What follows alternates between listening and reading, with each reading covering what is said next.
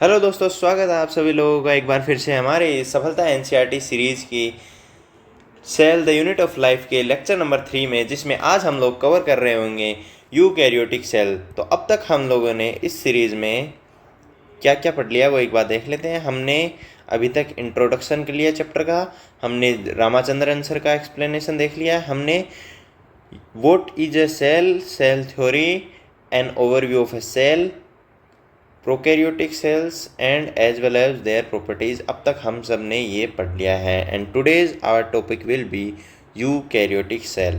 तो अभी तक जिसने ऊपर वाले 2 लेक्चर नहीं देखे हैं, अभी डिस्क्रिप्शन बॉक्स के लिंक में क्लिक करें एंड दोनों लेक्चर फटाफट कंप्लीट करें और उसके बाद ये लेक्चर देखें, जिससे आपको ये लेक्चर और भी बेहतरीन तरीके से समझ में आ रहा होगा। सो आज का हमारा टॉपिक है eukaryotic cell. So let's read it. Eukaryotic cell include all protists, इसमें सभी टाइप के प्रोटिस्ट्स आते हैं। प्लांट सेल आते हैं, animal cell and fungi. In eukaryotic cell there is an extensive compartmentalisation of cytoplasm through the presence of membrane bound organelles. So कल हमने पढ़ा था कि where this it has nuclear envelope, so why it is called eukaryotic means eukaryote means true and karyote means nucleus. It has true nucleus, which is nucleus envelope. It also has compartmentalization of cytoplasm due to the membrane bound organelles. Different membrane bound organelles present in eukaryotic cells like mitochondria, cytoplasm and many others, etc. Chloroplast. Eukaryotic cell possesses an organized nucleus with a nuclear envelope. So I ask you, what is the major difference between the eukaryotic and prokaryotic cells? That is the difference in the nuclear envelope, nucleus basically. In addition, eukaryotic cells have a variety of complex locomotory structures and cytoskeletal structures. So locomotoric structures, like in prokaryotics we have flagellum, but that is made of simple flagella. Flagella में जो prokaryotic cells होता है उनके पास simple फ्लैजिलन protein का बना होता है, फ्लैजिन protein का बना होता है। वाइल इन यूकैरियोट्स में flagella made up of complex tubulin protein, complex tubulin protein. Also in eukaryotes we have cytoskeletal, which includes actin, intermediate filaments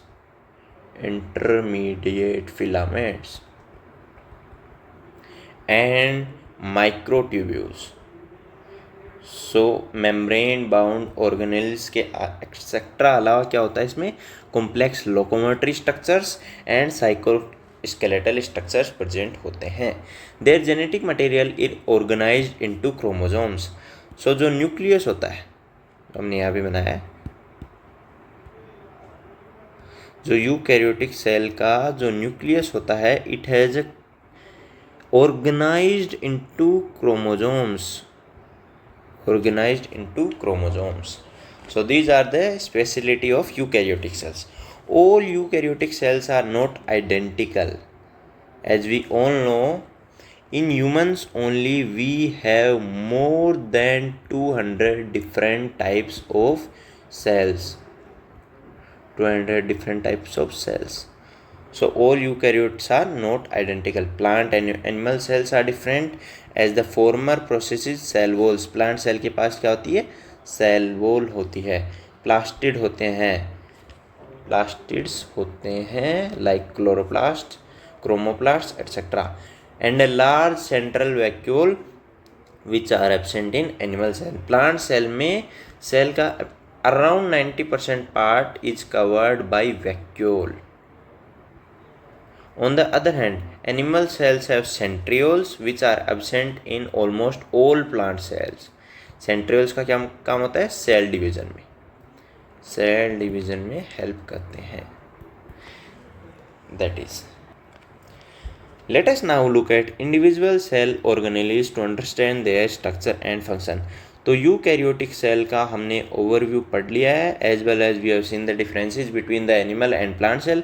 now let's discuss each organelle. First of all, cell membrane, the outer membrane. The detailed structure of the membrane was studied only after the advent of electron microscope in the 1950s. तो detail structure cell membrane का कब पता चला? After the electron microscope invent in the 1950s. Meanwhile chemical studies on cell membrane easily, especially in human RBCs cells, enable the scientists to deduce the possible structure of plasma membrane. So why only we choose the RBCs? Because it do not contain organelles.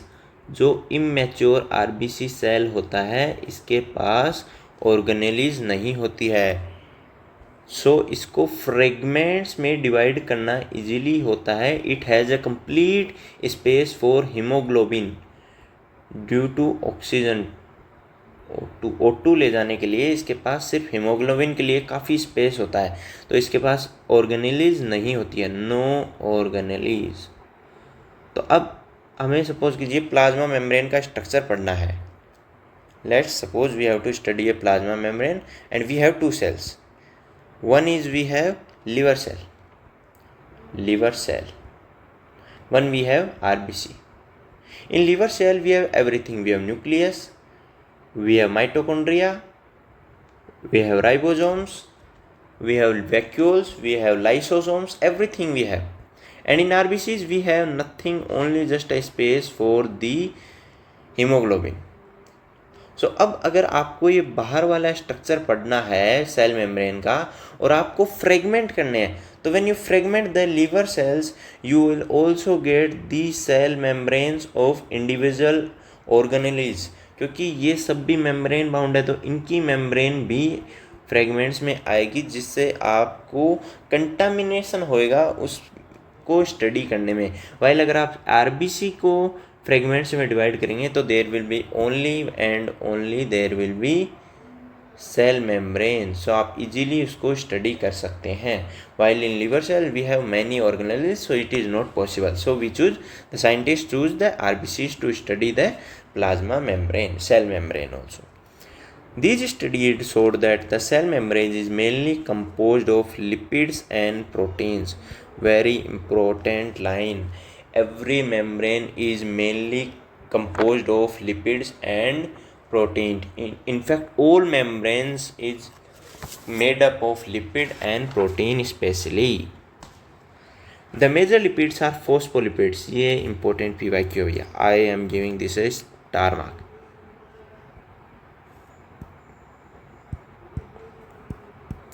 This is a important PYQ because the major lipids are phospholipids that are arranged in a bilayer form. This is the most important form, bilayer form. Also the lipids are arranged within the membrane with the polar head towards the outer sides and the hydrophobic tail towards the inner part. Okay, let's understand this. What is this? So look at this. Let's suppose we have the lipid. Okay, we have the lipid and it also has tail. This is a lipid which is a head part of lipid, head part, and this is a tail part of lipid. So basically the head part is hydrophilic यानी इसको पानी अच्छा लगता है तो ये face करेगा water को. टेल जो होती है वो हाइड्रोफोबिक होती है, hydrophobic. It do not face the water. The lipids are arranged within the membrane with the polar head towards the outer side, क्योंकि बाहर का मॉइस्चर होता है, वाटर होता है, H2O. So it is outer side and the hydrophobic tail towards the inner side. This ensures that the non-polar of tail of saturated hydrocarbons is protected from the aqueous environment. So this polar head prevents this tail from being open to या फिर exposed to the aqueous environment. In addition to phospholipids, membrane also contain cholesterol.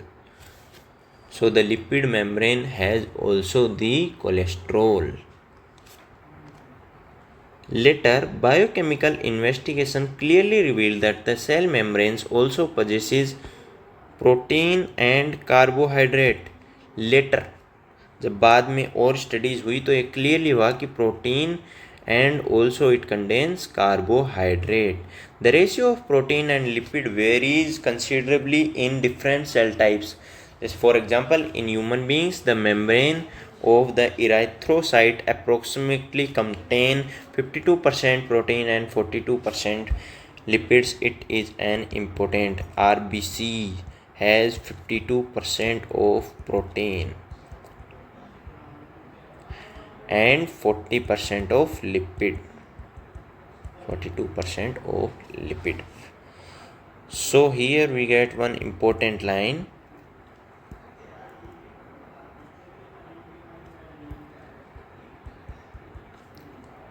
Basically and star mark आप भी इसको जरूर कहें.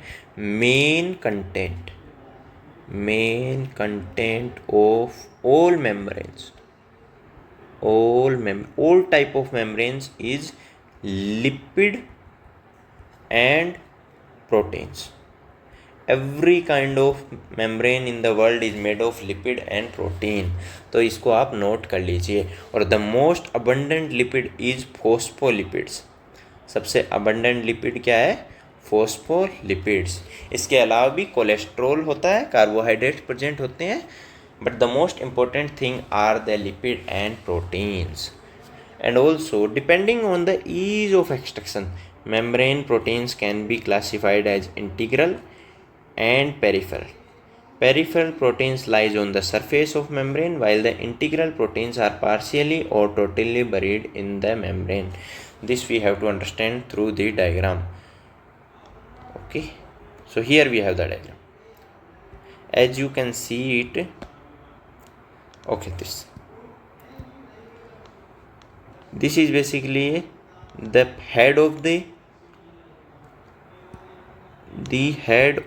lipid layer, and inside it has the tail, the same bilayer. Because it is a bilayer, so we have both the side. The outer environment को जो face कर रहे होंगे वो होगा लिपिड, और जो लिपिड का हेड पार्ट जो कि हाइड्रोफिलिक होता है, और अंदर की तरफ होंगी हाइड्रोफोबिक टेल. अब जो प्रोटीन है वो दो टाइप का होता है.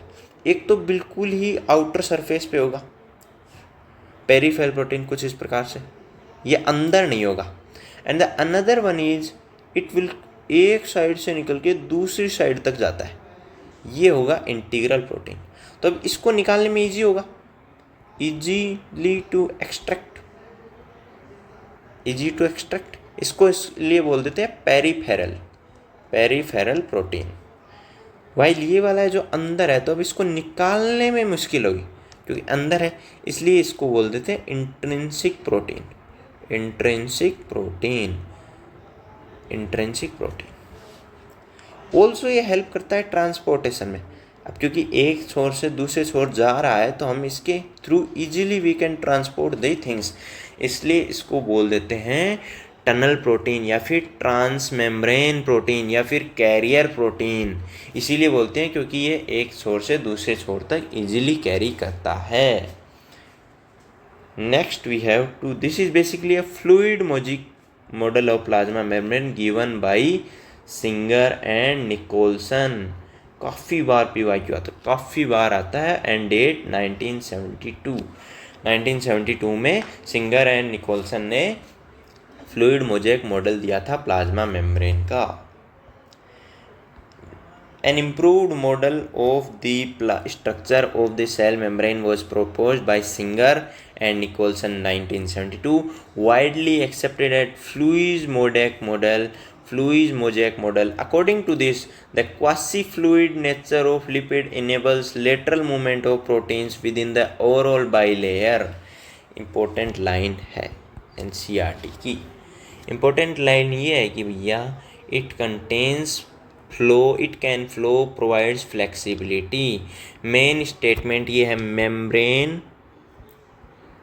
मेम्ब्रेन हैज क्वासी फ्लूइड या फिर डेंस, क्वासी फ्लूइड जिसको हम बोलेंगे डेंस सी ऑफ लिपिड, यानी मेम्ब्रेन जो है लिपिड का एक सी है जिसमें प्रोटीन तैरते हैं।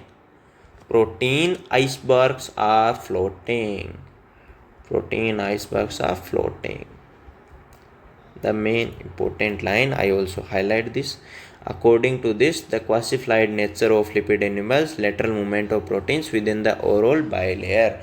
This ability to move within the membrane is measured as is fluidity. Which ability of the membrane is measured as fluidity? This quasi-fluid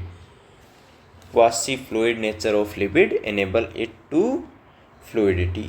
The fluid nature of the membrane is also important for the point of view of junctions like cell growth, formation of intercellular junctions, secretion, endocytosis, cell membrane, cell division, junctions. तो basically cell membrane के यहाँ पे functions दिए हुए हैं। This when you write functions of cell membrane, functions of cell membrane, क्या क्या काम करती है सेल मेम्ब्रेन? सेल ग्रोथ में हेल्प करती है, फॉर्मेशन ऑफ इंटरसेलुलर जंक्शंस में हेल्प करती है बिटवीन टू सेल्स, सीक्रेशन में हेल्प करती है, एंडोसाइटिस में हेल्प करती है, endocytosis means to take inside of the cell, and cell division में हेल्प करती है। ट्रांसपोर्ट में भी ऑब्वियसली करती है क्योंकि हमने अभी भी पढ़ा we have the peripheral proteins and integral proteins, and the integral proteins work as the tunnel protein. So one of the important question is we have read that why cholesterol. आपके दिमाग में क्वेश्चन नहीं आया, but you should ask her, so why cholesterol present? Why cholesterol present in bilipid? And also it only found in animal cells, only found in animal cells. So basically cholesterol provides the stability, cholesterol provides stability, it provides the stability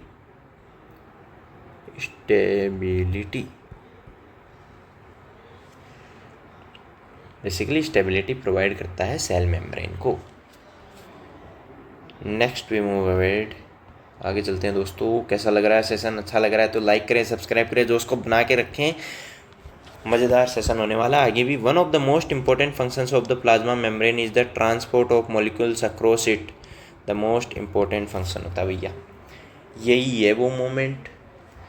आगे है यहाँ से PYQ आने वाला है, आपने देखा भी होगा। The membrane is selectively permeable, जैसा कि इसमें सेलेक्टिवली यानी चूज करते हैं, हर कुछ अलाउड नहीं है भैया, सेलेक्टिवली परमिएबल है, जो चीज़ अंदर काम की है उसको अंदर जाने देंगे। To some molecules present on either side of it. Either side का क्या मतलब? अंदर भी और बाहर भी, यानी जो सेलेक्टिवली है वो दोनों साइड से। ऐसा नहीं है कि अंदर से कुछ भी बाहर भेज देंगे, नहीं, और ऐसा भी नहीं कि बाहर से भी कुछ अंदर लेंगे। दोनों तरफ से जो काम की चीज़ होगी वो बाहर जाएगी और जो काम की चीज़ है वही अंदर आएगी। Many molecules can move briefly across the membrane without any requirement of energy, and this is called passive transport. तो यहाँ पे टू टाइप्स ऑफ ट्रांसपोर्ट होते हैं, two types of transport. One is passively transport, इसमें किसी प्रकार की energy नहीं लगती, no energy, no ATP used, no ATP. Molecules can move from their higher concentration to the lower concentration. Neutral solute may move across the membrane by the process of simple diffusion along the concentration gradient, that is from the higher concentration to the lower concentration gradient means movement from the higher concentration to the। तो एक क्या हुआ भैया, एक हो गया simple सा जो होता है ना, इसी में पैसिव ट्रांसपोर्ट में क्या होगा, सिंपल डिफ्यूजन, किसी प्रकार की एनर्जी नहीं, सर हाइयर कॉन्सेंट्रेशन से लोअर कॉन्सेंट्रेशन, हाई कॉन्सेंट्रेशन से lower concentration, transport of things. Next, water may also move across this membrane from higher to lower concentration. Movement of water by diffusion is called osmosis. H2O movement specifically, H2O movement को क्या बोलते हैं? Osmosis. Osmosis. As the polar molecules cannot pass through the non-polar bilipid layer. Polar यानी H2 और biolipid layer जो majorly biolipid layer होती है वो होती है भैया non polar. They require a carrier protein of the membrane to facilitate their transport across the membrane. तो ये होता है फैसिलिटेड, इसी में आएगा पैसिवली ट्रांसपोर्टिंग पढ़ रहे हैं, इसमें आएगा फैसिलिटेटेड डिफ्यूजन, जिसमें अभी भी कोई एनर्जी का रिक्वायरमेंट नहीं है, लेकिन हम इसमें चैनल का यूज कर रहे हैं, medium. And medium is protein. Which protein? Integral protein. तो इंटीग्रल प्रोटीन के थ्रू जो पोलर मॉलिक्यूल्स है वो मूव करते हैं. ए फ्यू आयंस और molecules are transported across the membrane against their concentration, against the concentration gradient, that is from lower to higher concentration. Such a transport is an energy dependent process in which ATP is utilized and called active transport. ये important होने वाला है. Okay here active transport. Active transport का मतलब भैया active है cell. Active में क्या होगा भैया? एक्टिव है तो भैया एनर्जी तो लगेगी, इसमें एटीपी का यूज़ तो होगा, एटीपी यूज्ड. इसमें हम लोग पंप्स का यूज करते हैं, जैसे सोडियम पंप हो गया, जैसे पोटेशियम पंप हो गया, ये पंप होते हैं, इनका यूज हम करते हैं. एटीपी का भी यूज होता है, और इसमें जो है ना we work against the gradient, work against the concentration gradient means low concentration to high, that is. ये हमने अभी तक पढ़ा है या फिर जाना है. नेक्स्ट हम लोग चलेंगे सेल वॉल पर. बस उससे पहले हम एक बार क्विक थ्रू रिवीजन कर लेते हैं कि what we have studied till now. तो अभी तक हमने देखा है कि यूकैरियोटिक सेल होता है जिसके पास ट्रू न्यूक्लियस होता है, प्रोटिस्ट, प्लांट, एनिमल्स, फंजाई में पाया जाता है. Eukaryotic cell there is extensive compartmentalisation होता है क्योंकि ऑर्गेनेल्स प्रेजेंट होती है, न्यूक्लियर एनवेलप होता है, और variety of complex locomotory and cytoskeletal structure होते हैं. जेनेटिक मटेरियल जो होता है क्रोमोसोम्स में होता है, ऑर्गेनाइज्ड होता है. यूकैरियोटिक सेल्स आइडेंटिकल नहीं होता है, जैसे कि human cells are have different 200 different type of cells. Plant cell, animal cell already different होते हैं, एंड डिफरेंट होने की कुछ वजह है, जैसे सेल वॉल होता है, प्लास्टिड होता है, लार्ज सेंट्रल वैक्यूल होता है. ये किसमें होता है? प्लांट सेल में होता है. एनिमल सेल में हमने देखा है कि भैया सेंट्रोल्स होता है जो कि और प्लांट सेल में एब्सेंट होता है. This is our fast revision. अच्छा लगे तो लाइक करें, सब्सक्राइब करें दोस्तों. Next we have learn cell membrane. अभी तक जो सब हमने पढ़ा है सेल मेम्ब्रेन का पढ़ा है कि भैया सेल मेम्ब्रेन मेजरली लिपिड्स की बनी होती है. लिपिड्स में भी जो मेजरली लिपिड होता है वो फॉस्फोलिपिड होता है. लिपिड के अलावा जो सेकंड मोस्ट इंपॉर्टेंट थिंग होती है वो प्रोटीन होती है. प्रोटीन दो टाइप के होते हैं, एक होता है पेरिफेरल, एक होता है इंटीग्रल. पेरिफेरल इजी होता है निकालने में और इंटीग्रल इजी नहीं होता है. Integral because transport carrier and also cholesterol होता है जो स्टेबलाइजेशन प्रोवाइड करवाता है. And we have the different transport. When is passive transport, active transport. Passive transport में सिंपल डिफ्यूजन होता है, H2O के मूवमेंट को ऑस्मोसिस कहते हैं, फैसिलिटेट होता है, चैनल मीडियन प्रोटीन का रिक्वायर्ड होता है, और इन तीनों में ही कोई एटीपी का यूज नहीं होता है. एक्टिव ट्रांसपोर्ट में भी use ATP because we work against the concentration gradient that is low to high. Next we will move ahead to the cell wall. अब भैया इतना हो गया है, लाइक कर दो, सब्सक्राइब कर दो अगर अच्छा लग रहा है तो. Cell wall as you may recall a non living rigid structure. अब पहली बात तो भैया ये उसमें नहीं होती, एनिमल सेल में नहीं होती, प्लांट सेल में होती है. प्लांट सेल में होती है, रिजिड होती है. रिजिड होती है, called the cell wall forms and outer covering. Also dead होती है, dead. Called the cell wall forms an outer covering for the plasma membrane. Plasma membrane ये है, तो भैया इसके बाहर होगी cell membrane, cell wall plasma membrane के बाहर होगी. Okay, of fungi and plants. Okay, specially written here on important. Cell wall not only give shape to the cell, अब ये शेप तो देती है क्योंकि ये रिजिड होती है, इस वजह से शेप प्रोवाइड करती है, but also protect the cell from mechanical damage and infection. It also provide from the mechanical and chemical infections. Helps in cell cell interaction. Cell cell interaction कैसे हो भैया, अब जैसे यहाँ पे एक सेल तो बना हुआ है, दूसरा और बना देते हैं, तो अब जो सेल सेल इंटरेक्शन है ये किसके थ्रू हो रहा है, ये हो रहा है सेल वॉल के through. And provides barrier to undesirable macromolecules, molecules इसके थ्रू क्रॉस नहीं करते हैं जो कि अनडिजायरेबल है, यानी जो हमें नहीं चाहिए वो क्रॉस नहीं करते। Algae have cell wall made of cellulose, अब डिफरेंट में ये इंपॉर्टेंट है, यहाँ से हमें सेकेंड चैप्टर में भी आता है और यहाँ भी आता है। एल्गी में सेल वॉल बनी होती है सेलुलोज की, गैलेक्टन्स की, मेनेंस की। And minerals like calcium carbonate, while in other plants it consists of cellulose, hemicellulose, pectins and proteins.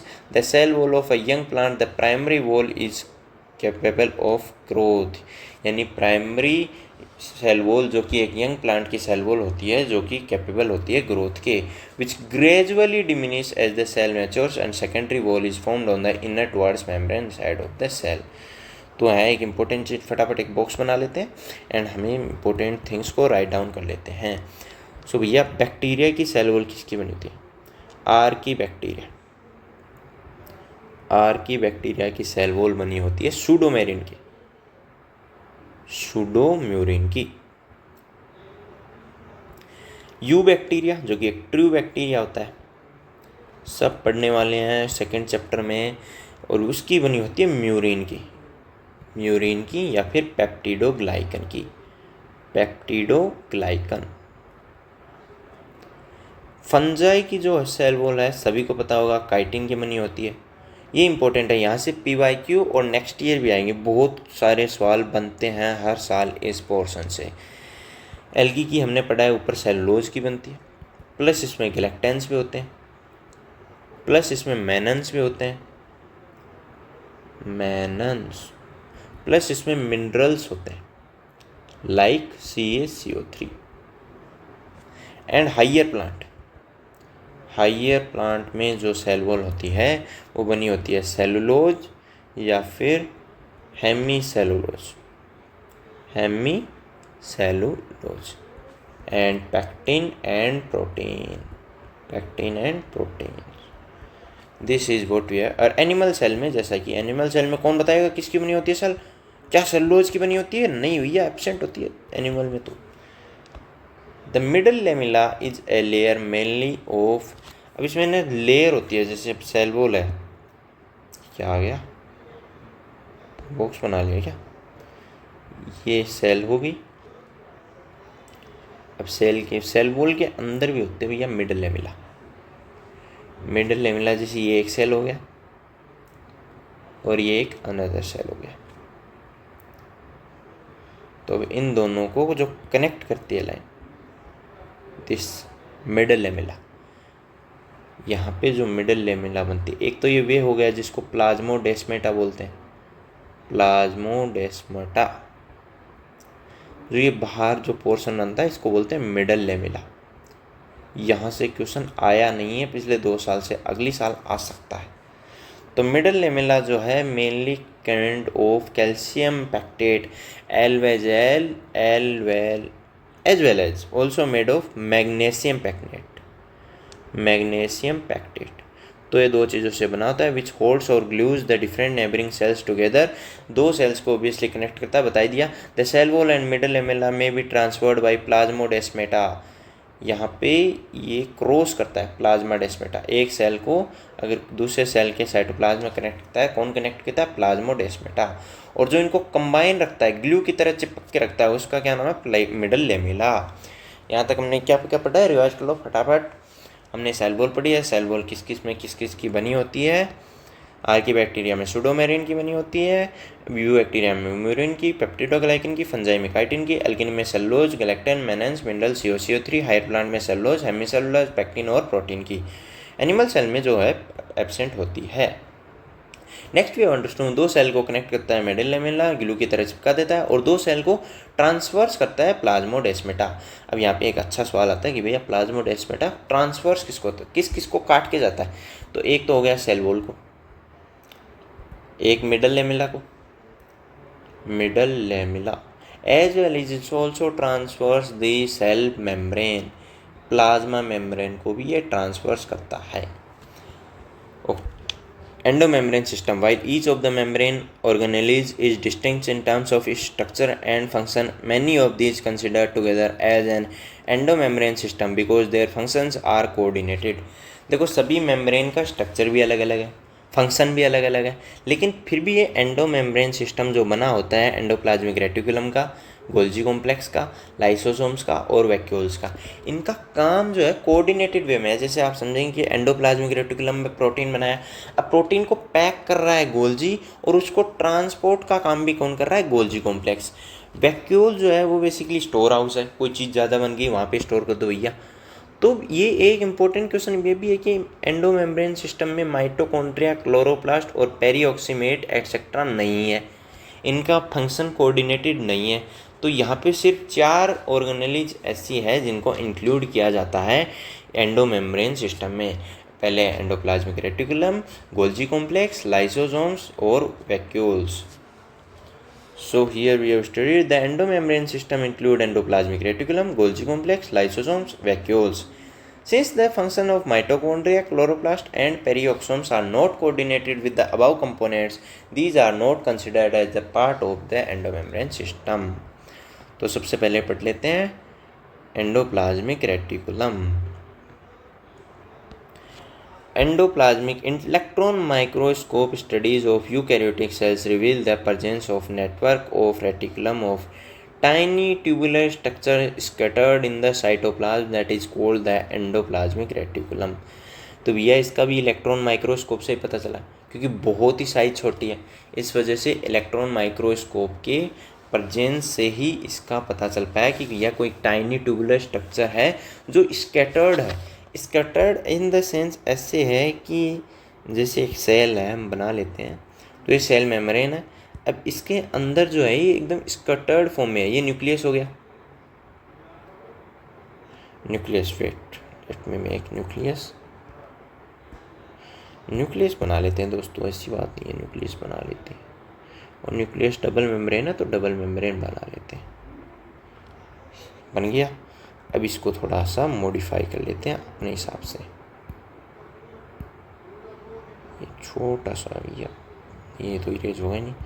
तो जैसे यहाँ पे आपने देखा होगा कि न्यूक्लियर पोर्स प्रेजेंट होते हैं, न्यूक्लियर पोर्स होते हैं न्यूक्लियस में। अब न्यूक्लियर मेम्ब्रेन से निकलता है एंडोप्लाज्मिक रेटिकुलम, कुछ ऐसे, and it extend till the cell membrane.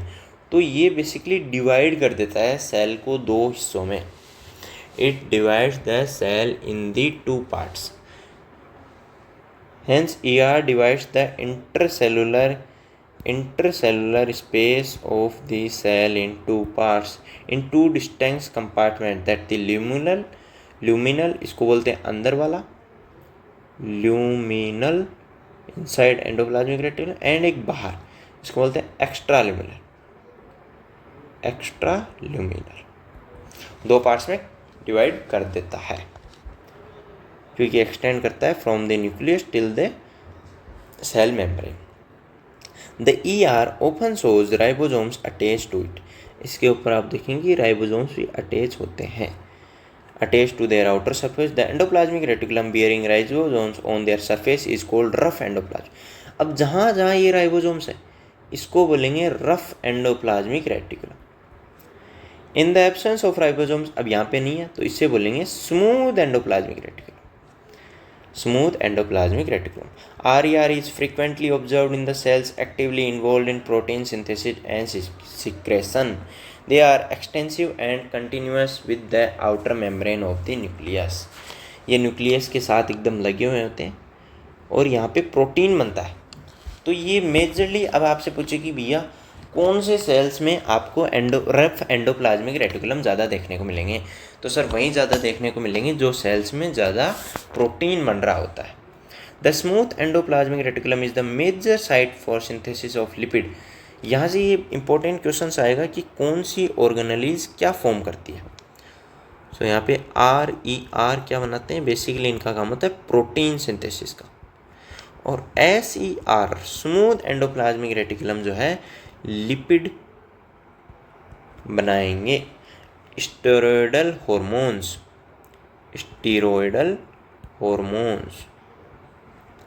ये फॉर्म होता है स्मूथ एंडोप्लाज्मिक रेटिकुलम में। ऑल्सो इट मेक्स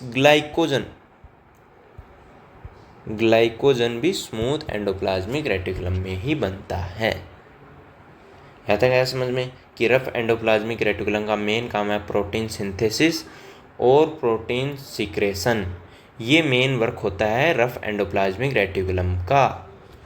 और स्मूथ एंडोप्लाज्मिक रेटिकुलम का main work is to form the lipid, steroidal hormones and the make glycogen. ये important question है, यहाँ से आ भी सकता है। Next we will move towards the our second important structure, that is our Golgi apparatus। तो यह गोल्जी को किसने डिस्कवर किया था, ऑब्जर्व किसने किया? सर कैमिलो गोल्जी ने 1898। अब इसको देखने के लिए इलेक्ट्रॉन माइक्रोस्कोप की रिक्वायरमेंट नहीं थी। First observe densely stand reticular structures near the nucleus. ये भी न्यूक्लियस के पास ही प्रेजेंट होते हैं, रेटिकुलर स्ट्रक्चर्स होते हैं डेंसली स्टैंड। और किस स्टैंड से डाई होते हैं? That is known as ceramic die. Ceramic die से आप एक सेल को स्टेन करेंगे तो ये दिख जाएंगे। These were later named Golgi bodies. Golgi bodies किसके नाम पे? साइंटिस्ट कैमिलो गोल्जी के। They consist of many flat disc shaped sacs और cisternae of 0.5 micrometre to 1 micrometre in diameter. इतनी बड़ी साइज है कि वो आराम से दिख सकते हैं। तो Golgi is formed of thin flat disc like structure, जिनको बोलते हैं हम सिस्टर्ने, जिनकी साइज होती है 0.5 माइक्रोमीटर। और ये भी वेरिएबल होते हैं, 4 से 5 जो है सिस्टर्ने प्रेजेंट होते हैं एक सेल में, 4 से 8 सिस्टर्ने तक भी होती है। These are stacked parallel to each other. अब ये पैरेलल होती हैं, parallel like this, flat structures parallel to each other. The Golgi cisternae are concentrically arranged near the nucleus। अब concentrically का मतलब क्या होता है कि एक सर्कल में लाइक दिस, जैसे सबसे बड़ी बाहर वाली सबसे बड़ी, फिर अंदर एकदम छोटी, फिर उससे छोटी, तो एक सर्कल के फॉर्म में अरेंज होते हैं एंड फिर बहुत छोटी। तो आप अगर अच्छे देखेंगे तो एक सर्कल सा बना लेती हैं अगर ये कंप्लीट स्ट्रक्चर राउंड करें तो these are present in the concentrically many circles are drawn around a center। Parallel भी होते हैं और कॉन्सेंट्रेसिस भी होते हैं। और these also make the faces like, एक होता है कॉन्वेक्स फेस, जो कॉन्वेक्स फेस बनाते हैं। कॉन्वेक्स फेस को हम बोलते हैं सिस, और उसी को बोलते थे हम लोग forming face. Another one is they form the another face, that is concave face, trans face and maturing face. Name से भी कभी कभी डायरेक्ट नहीं बोलेगा, कभी कभी आपको कॉन्वेक्स नहीं बोलेगा, कॉन्केव नहीं बोलेगा, it will form like forming face से क्या बनता है, मैच्योरिंग फेस से क्या होता है, तो ऐसे होता है। तो आपको ध्यान रखना है कि कॉन्केव का ही जो सिनोनिम होता है वो ट्रांस होता है, मैच्योर होता है, इस accord in the case of Golgi apparatus near the nucleus with the distinct convex cis or forming phase। The cis and trans phase of the organelle are entirely different but interconnected। अब दोनों ही different है, दोनों ही अपने आप में distinct structures हैं लेकिन अपने आप में जुड़े हुए हैं, इंटरकनेक्टेड है। तो बात कर लेते हैं अभी गोल्जी apparatus के फंक्शन क्या। Function of Golgi apparatus. The Golgi apparatus principally performs the function of packaging materials। जैसे कि मैंने पहले बताया RER से प्रोटीन आया, to be delivered either to intracellular targets और सीक्रेटेड आउटसाइड द सेल। अब इसको पैक करते हैं, packed by Golgi, packed by Golgi for intracellular targets यानी सेल के अंदर के टारगेट, सेल इनसाइड टारगेट्स, और बाहर टारगेट, सेल के बाहर का टारगेट, यानी दूसरी सेल्स को या किसी फाइबर में कुछ भी ज़रूरत होती है तो वो कौन पहुंचाता है? गोल्जी का। Materials to be packaged in the form of vesicles. अब जो पैकेज्ड हुआ उसको क्या बोलेंगे? वेसिकल्स। ये पैकेज्ड आइटम है। From ER fuse with the cis face of the Golgi apparatus। अब RER में पैकेज हो गया, रफ एंडोप्लाज्मिक रेटिकुलम में जो बनाया था परफॉर्म द फंक्शन, यानी पैकेज करता है। अब पैकेजिंग होके जो चीज़ बाहर आएगी कौन से फेस से आएगी? वो आएगी सिस फेस से ऑफ द गोल्जी apparatus, यानी गोल्जी apparatus कैसे देख लेते हैं। इस फेस में एंटर करेगा जो प्रोटीन है वो जो पैकेज्ड हो जाएगा अंदर। अब यहाँ पे मैच्योरिंग फेस से यानी कॉनकेव फेस से चीज़ें बाहर डिलीवर हो जाएगी। ऐसा मान लो एक वे है, ये एंटर करेगा सिस फेस में और बाहर निकलेगा मैच्योरिंग फेस में। While the Golgi apparatus remains in close association with the endoplasmic reticulum. यही एक्सप्लेन करता है क्यों भैया, क्यों इतना करीब है रफ एंडोप्लाज्मिक रेटिकुलम की Golgi. A number of proteins synthesized by the ribosomes on endoplasmic reticulum are modified in the cisternae of Golgi apparatus before they are released from its transphase। यानी number of proteins synthesized होते हैं by ribosomes on the endoplasmic reticulum are modified, यानी modification का भाई काम कौन कर रहा है भैया? गड्डी तेरी मॉडिफाई कौन कर रहा है? गोल्जी। किसको कर रहा है? प्रोटीन को। प्रोटीन बनाता कौन है? Rough endoplasmic reticulum. मॉडिफाई कौन कर रहा है? Golgi apparatus। Golgi apparatus is the important site of formation of glycoproteins and glycolipids. तो यहाँ से अब एक इम्पोर्टेंट लाइन हम लोग लिख लेते हैं कि गोल्जी का फंक्शन क्या है। गोल्जी फंक्शन नंबर 1 पैकेजिंग करना। नंबर 2 ग्लाइकोसाइलेशन में क्या होता है? प्रोटीन प्लस शुगर मिलके क्या बनाते हैं? ग्लाइकोप्रोटीन। लिपिड प्लस शुगर ये क्या बनाते हैं? Glycolipid. And another one is also the main function of Golgi is formation of lysosomes। Important है, यहाँ से PYQ आएगा, अगली साल क्वेश्चन भी आएगा कि भैया फॉर्मेशन ऑफ लाइसोसोम्स कौन कर रहा है? तो गोल्जी apparatus ही करता है, क्योंकि ये मेच्योर और प्रोटीन लिपिड्स को ग्लाइकोसाइलेटेड करता है, कम्प्लीटली पैक्ड करता है। Modified proteins can now be secreted to intracellular and extracellular targets from the maturing phase of the Golgi apparatus। ये हो गया भैया। अगली चीज़ सर, एक लाइसोसोम जो गोल्जी बना रहा है ये क्या भला है? तो भैया लाइसोसोम्स का मेन काम होता है, इसका मेन काम ये डाइजेस्ट कराना। जो इसको देखो, क्योंकि इसके पास क्या होते हैं? हाइड्रोलाइटिक एंजाइम्स होते हैं।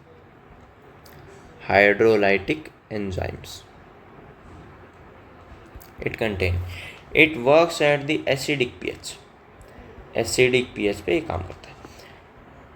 These are the membrane bound vesicular structures formed by the process of packaging in the Golgi apparatus। The isolated lysosomal vesicles have been found to be very rich in almost all types of hydrolytic enzymes। ये important याद रखने हैं आपको, कौन सी enzyme किसको digest करते हैं। जैसे हाइड्रोलेज लाइपेज को डाइजेस्ट करेगी, प्रोटेज किसको डाइजेस्ट करेगी? प्रोटीन्स को। कार्बोहाइड्रेट्स किसको डाइजेस्ट करेगी? कार्बोहाइड्रेट्स को। Also it has the amylase जो किसको डाइजेस्ट करेगी? स्टार्च को डाइजेस्ट करेगी। न्यूक्लियस किसको डाइजेस्ट करेगी? सर जी न्यूक्लिक एसिड को, DNA या फिर RNA को डाइजेस्ट करेगी। प्रोटीएज किसको डाइजेस्ट करेगी? प्रोटीन को। अनदर वन लाइपेज किसको डाइजेस्ट करेगी? सर लिपिड को। तो भैया ये काम होता है लाइसोसोम्स का, to digest the different proteins, starch, nucleic acid. These enzymes are capable of digesting carbohydrates, protein, lipid and nucleic acid. These works at the acidic pH. Next we have the vacuoles. Vacuoles का जो main work होता है store house का work होता है कि आपके पास कोई भी फालतू चीज़ है उसको इसमें रख दीजिए, store house of the cell. The vacuole is the membrane bound space found in the cytoplasm. ये रहा भैया, ये एक सेल है और सेल के अंदर जो है ये vacuole. We have a cell and inside we have it vacuole. It contains water, sap, excretory product and other materials not useful for the cell. जो सेल के काम का नहीं होता है वो वैक्यूल में भेज देता है. Vacuole is bound by single membrane जिसको बोलते हैं टोनोप्लास्ट. वैक्यूल की मेम्ब्रेन को क्या बोलते हैं? Tonoplast. Called tonoplast. In plant cells, the vacuoles can occupy up to 90% of the volume of the cell. Plant cell में 90% तक ऑक्यूपाई कर लेता है. एक मैच्योर प्लांट सेल में वैक्यूल 90% तक ऑक्यूपाई कर लेता है सेल को. In plants the tonoplast facilitates the transport of a number of ions and other materials against the concentration gradients into the vacuole. Hence their concentration is significantly higher in the vacuole than. तो देखो ये cytoplasm जो होता है ना, इसमें अलग अलग आयन्स होते हैं. सोडियम आयन हो गए, ये मिनरल्स हो गए, कार्बन्स हो गए, कार्बोनेट्स हो गए. तो ये जो है इसमें ट्रांसपोर्ट हो जाते हैं. ये अगेंस्ट द पंप, ये it also help with the pumps. Sodium pump, potassium pump की हेल्प से जो कॉन्सेंट्रेशन ऑफ मिनरल्स है, आयन्स है, ये टोनोप्लास्ट के अंदर चले जाते हैं. इस वजह से साइटोप्लाज्म में आयन्स की जो क्वांटिटी है वो रिड्यूस हो जाती है और वैक्यूल में जो क्वांटिटी है वो इंक्रीज हो जाती है, क्योंकि सारे आयन्स जो है ट्रांसपोर्ट कर जाते हैं from the cytoplasm to the vacuole through the transportation facility. समझ में आया? तो भैया ये स्टोर वाटर भी कर लेता है, ये आयन्स को स्टोर कर लेता है, ये एक्सक्रीटरी वेस्ट को स्टोर करते हैं. इसमें पिगमेंट भी होते हैं. और एक अगर आप पिगमेंट लिखने चाहें तो इट कंटेन पिगमेंट्स, जिसमें जो नाम आएगा एंथोसाइनिन पिगमेंट. एंथोसाइनिन पिगमेंट इन वैक्यूल. वैक्यूल में पिगमेंट्स भी होते हैं. तो पंप की मदद से साइटोप्लाज्म की कॉन्सेंट्रेशन रिड्यूस हो जाती है और वैक्यूल की कॉन्सेंट्रेशन ज़्यादा होती है. अमीबा में कॉन्ट्रैक्टाइल वैक्यूल प्रेजेंट होता है जो कि एक्सक्रीशन और ओस्मो रेगुलेशन यानी चीज़ों को बाहर अंदर भेजने में हेल्प करता है. ओस्मो रेगुलेशन का मतलब होता है H2O एंड सोल्ट का बैलेंस, यानी बॉडी में कितनी अमाउंट वाटर की है और कितना अमाउंट सोल्ट का है. तो ये हेल्प करता है कौन? Contractile vacuole. In many cells as in protist में फूड वैक्यूल होता है जो कि एनगल्फिंग, यानी एक अगर प्रोटिस्ट है तो फिर वो एक वैक्यूल बनाएगा और फूड को अंदर ले लेगा, फिर ये बंद हो जाएगा. तो यहाँ पे फूड अंदर आ जाता है, food particle surrounding a layer, तो उसको बोल देते हैं फूड वैक्यूल्स.